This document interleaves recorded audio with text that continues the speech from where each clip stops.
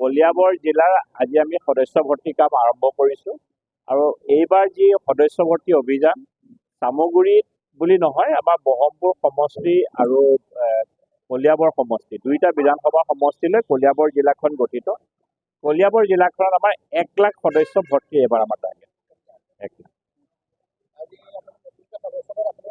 হয়, ময়ো আজি লৈছোঁ। প্ৰত্যেকজনেই ল'ব লাগে, সদস্যপদ ৰিনিউৱেল কৰিব লাগে।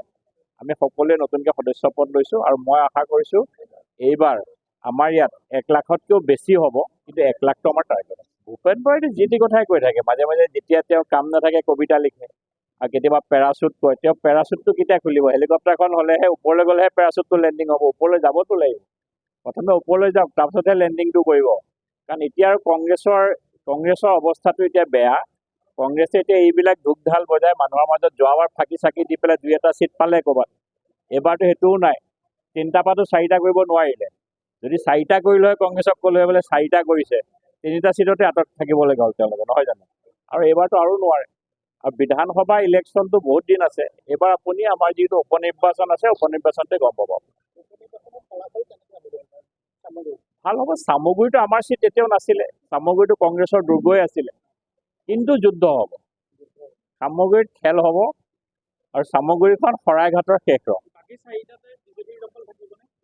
যিকেইটা বিজেপি আছে, বিজেপিৰ পৰা এটাও চিট নিব নোৱাৰে।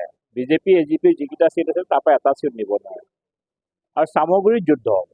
আপোনালোকে গম পাইছে যে যোৱা 2 তাৰিখৰ পৰা ভাৰতীয় জনতা পাৰ্টিৰ উদ্যোগত সমগ্ৰ ৰাষ্ট্ৰজুৰি আমাৰ নতুনকৈ মেম্বাৰশ্বিপ ৰিনিউ কাৰ্য আমাৰ আৰম্ভ হৈছে, নৱীকৰণ।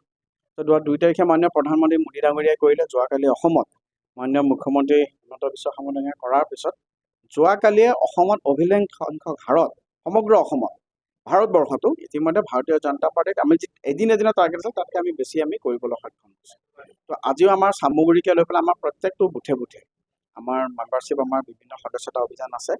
সকলো সদস্যৰ মাজত গৈ, আমাৰ সকলো শুভাকাংক্ষীৰ মাজত গৈ পেলাই আমাৰ ভাৰতীয় জনতা পাৰ্টিৰ যিটো মিছকল নাম্বাৰ 8800002024 এখন বিকশিত ভাৰতবৰ্ষ গঠনৰ কাৰণে মাননীয় প্ৰধানমন্ত্ৰী ডাঙৰীয়াৰ নেতৃত্বত, অসমত ডক্টৰ হিমন্ত বিশ্ব শৰ্মা ডাঙৰীয়াৰ নেতৃত্বত যি বিকাশমুখী আৰু ৰাষ্ট্ৰমুখী যাত্ৰা ভাৰতীয় জনতা পাৰ্টি, এই যাত্ৰাপথত সকলো ৰাজ্যক অংশীদাৰ কৰি ৰাষ্ট্ৰ নিৰ্মাণত জড়িত কৰিবৰ কাৰণে, এখন সমৃদ্ধিশালী অসম নিৰ্মাণ কৰিবৰ কাৰণে আমি ভাৰতীয় জনতা পাৰ্টিয়ে প্ৰচেষ্টা লৈছোঁ। আৰু সমূহ ৰাজ্যক ইতিমধ্যে ভাৰতীয় জনতা পাৰ্টিক সকলো ৰাইজে আশীৰ্বাদ প্ৰদান কৰিছে।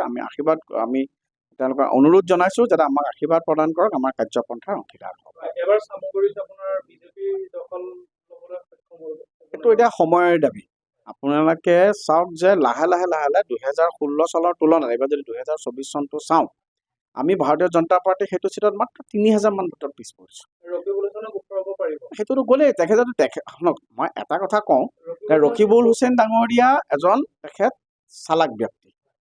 তেখেতে সময়ৰ বিধানটো, তেখেতে সময়ৰ এইবাৰ লিখনিটো আগতীয়াকৈ বুজি উঠি তেখেতে চামগুৰিৰ পৰা কাকো নোকোৱাকৈ, ৰাইজক নোকোৱাকৈ তেখেত পটককৈ ধুবুৰী গুচি গ'ল। গতিকে তেখেতে গম পাইছে যে চামগুৰিত লাহে লাহে ৰকিবুল হুছেইন ডাঙৰীয়াৰ যি ৰাজনীতি, সেই ৰাজনীতি একচুৱেলি চামগুৰিত বহুত বেছি দিন নচলে। চামগুৰিত এইবাৰ চামগুৰি হিন্দু মুছলমান সকলো ৰাইজে মিলি অসমৰ সংসদীয় ৰাজনীতিত এক ব্যতিক্ৰমী ধাৰা এইবাৰ প্ৰতিষ্ঠা কৰিব চামগুৰিত। আৰু বিশেষকৈ চৰকাৰৰ যি উন্নয়নমুখী যাত্ৰা, সেই উন্নয়নমুখী যাত্ৰাৰ অংশীদাৰ হ'বলৈ চামগুৰিৰ ৰাইজে সদায় বিচাৰি আছে। আজি আপোনালোকে চাওক যে ওচৰৰ যিকেইটা আমাৰ কলিয়াবৰ বিধানসভা সমষ্টি, নগাঁও, বৰহমপুৰ, সকলোতে যিটো উন্নয়ন হৈছে, আমাৰ এনেকুৱা নহয় আমি চৰকাৰে কৰিব বিচাৰোঁ, আমি চামগুৰিটো কৰিব বিচাৰোঁ, কিন্তু সেই সময়ত জনপ্ৰতিনিধিজন বা আমি সেই সময়তে সুযোগ নাপাওঁ। সকলো সময়তে কেৱল ন্যস্ত ৰাজনীতি। ভাৰতীয় জনতা পাৰ্টীয়ে জন উন্নয়নৰ ক্ষেত্ৰত মোদী ডাঙৰীয়াৰ যিটো বিষয় যে সবকা সাথ সবকা বিকাশ, অন্য সমষ্টিৰ যিমান বিকাশ হৈছে চামগুৰিটো সেই বিকাশ ভাৰতীয় জনতা পাৰ্টীয়ে কৰিবলৈ বিচাৰে। আৰু সেই বিচাৰ যিটো প্ৰতিবন্ধকতা আছিল, সেই প্ৰতিবন্ধকতা ৰকিবুল হুছেইন ডাঙৰীয়া নিজে আছে। আমি কিবা দিব খুজিলেও তেখেতে সেই সময়ত বহু সময়ত বিধায়ক হিচাপে বাধা সৃষ্টি কৰিছে। এইবাৰ চামগুৰি বিশেষকৈ যুৱ প্ৰজন্ম, হিন্দু মুছলমান, মহিলাসকলকে আৰম্ভ কৰি সকলো একত্ৰিত হৈছে যে ভাৰতীয় জনতা পাৰ্টি, এবাৰ ভাৰতীয় জনতা পাৰ্টি আৰু মিত্ৰজোঁটক জিকাব লাগিব। আৰু এইবাৰ আপোনালোকে চাওক খুব লাৰ্জত, খুব এক বৃহৎ ভোটত ভাৰতীয় জনতা পাৰ্টি আৰু মিত্ৰজোঁটৰ প্ৰাৰ্থী চামগুৰিৰ পৰা বিজয়ী।